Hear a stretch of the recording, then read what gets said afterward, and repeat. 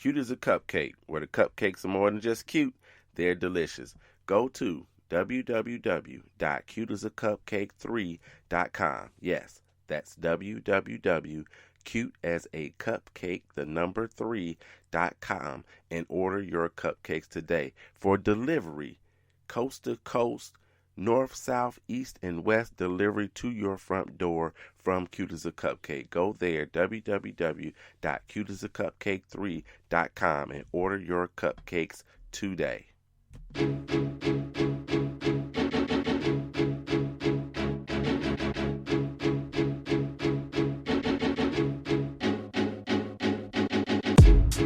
Good afternoon, and welcome to the 800 Credit Score Man Show.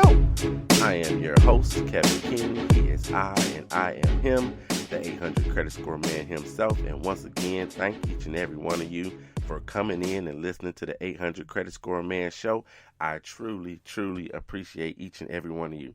So, it is Mother's Day weekend, so I want to start the show off by saying Happy Mother's Day to all of the moms out there. Happy Mother's Day to you. If your mother is still around, she's still here right now, you make sure that you show her your appreciation. So happy Mother's Day to all of the mothers that are out there. I hope you truly enjoy your day, your quarantine day. It might be a quarantine day, so people might have to get your children, your husband, your spouse, your mate, whatever, might have to get a little creative to show you how much they love you. Trust me, I'm sure that they do.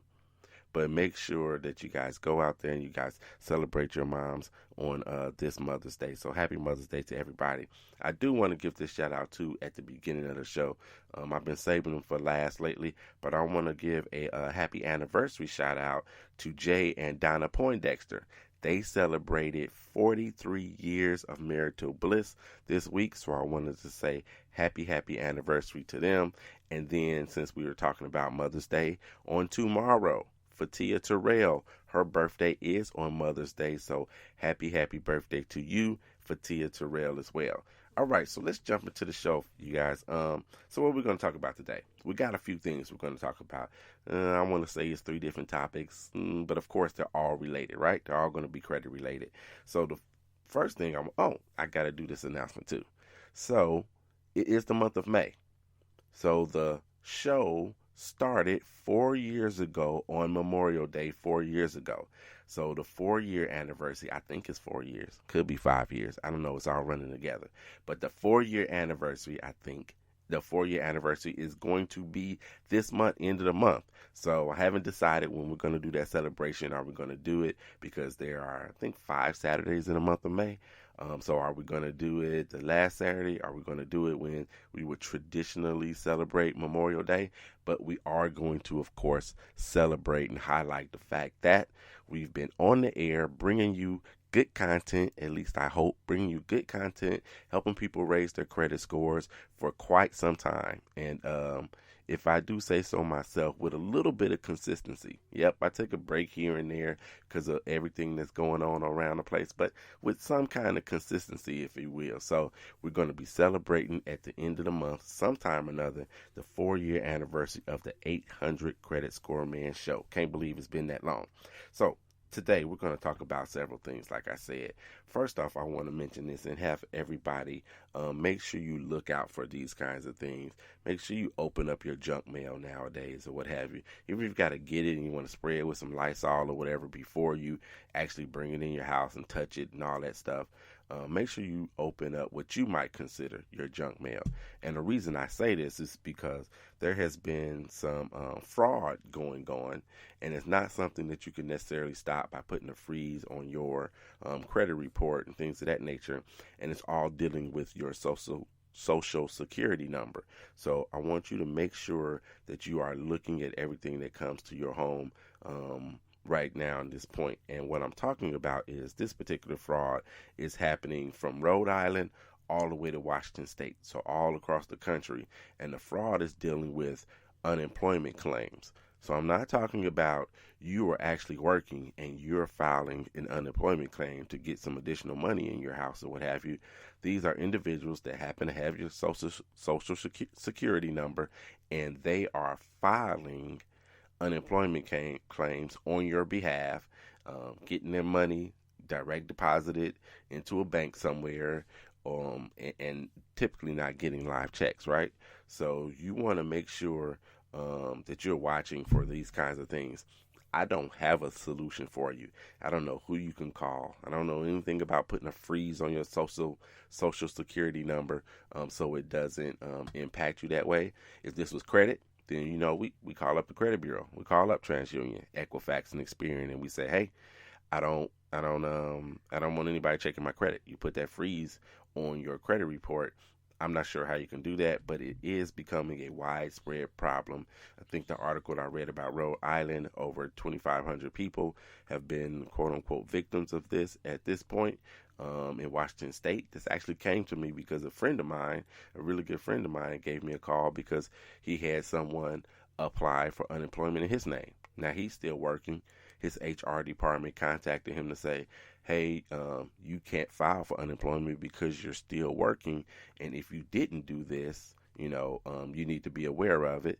And that's how he was notified that this might be happening with him. And his research since then has shown that it's happening to a lot of people that are actually in his company and in his area. So whatever it is, you guys make sure that you protect yourselves at any and all costs. If you are getting letters that come from unemployment and you're just tossing them out, or you never even filed unemployment before, you don't even know what that looks like. But if you get a letter from your state, whatever state you're in, and it says something about unemployment insurance, unemployment claims and whatnot, make sure you open that bad boy up, so you aren't caught offhand. Hopefully it doesn't impact anybody, and if it does impact you, make sure you try to call your state officials down there. It's difficult to get through everywhere across the country, from what I understand. When it comes to unemployment, it's difficult to get through to all of these places, and they want you to use the website primarily. But if you've got this issue, it's absolutely, definitely worth holding on. If you got to hold on 45 minutes before you talk to somebody, an hour and a half before you talk to somebody, make sure you do that. Go ahead and clean the house, vacuum or something, or what have you, while you're waiting for them to get back to you, because this could be an issue that will haunt you for quite some time. So make sure that you do that. So what are we going to talk about? Let's talk about this other thing right quick. So I want to talk about what's going to happen with credit scores during this pandemic and, during this financially unstable time, if you will. So some predictions, if you will, on in that regard. And then, of course, we're going to give you a few tips, some things to look for to help you improve your credit toward the end of the show. So let's get into these credit score predictions, really. So the credit scores overall, in my opinion, will fall during this pandemic and financially unstable time. Not for everybody. So it's not going to happen for everyone, but in general, they are going to fall. A couple of reasons why. So actually, let me tell you, the average credit score right now is above 700, just above 700, 704 or 706, depending on whose data you look at. So one of the reasons that they might fall is because of FICO 10. So if you don't know about FICO 10, I think the first show from this year, 2020, I talked about FICO 10 because it's the newest and the latest and the greatest version of FICO right now. And there are some nuances in there that might impact your credit score. Really go back and listen to this show. It's like a 50-50 chance. If it's going to lower your credit score, it's definitely not going to help it, but it could lower your credit score depending on what your debt looks like with FICO 10. So one reason is just that. I mean, that FICO 10 coming out didn't immediately impact people. They're going through, cycling through and looking at the FICO 10 and how it's impacting people, but eventually it would. So if you're falling in that category where it actually hurts your credit score and you lose 20 points, FICO 10 could be that reason. So just one of the reasons that, your credit score could fall, and it just happens to be happening during this pandemic and financial instability that's happening right now. So why would they fall? And I just talked about this unemployment and unemployment claims. Unemployment is way up. It is way up right now. So that comes with the inability to pay all of your bills and all of your debts on time. So there are going to be some hard choices being made in households all over the country at this point. And so you got to ask yourself, do I pay the cable bill? Do I pay the rent, the mortgage, that credit card, or what? Like, what do I pay? Because I don't have enough money to pay all the bills that I normally have. And you may be extremely responsible with your money. You may have every penny accounted for prior to this issue, and maybe you got laid off or your hours were cut or anything of that nature.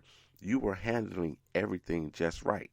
Everything just right for you, but now you find yourself in a position where you might have to do some different things and make some of those hard choices. So that's the reason, and probably the biggest reason and factor, that credit scores are going to fall, in my opinion, over the next few months, maybe actually throughout the entire year. Those credit scores will absolutely fall. So if you're using your rent as an account on your credit report to help boost it, to help boost your credit score, but you're having a tough time paying it right now, you should consider removing it from your credit file.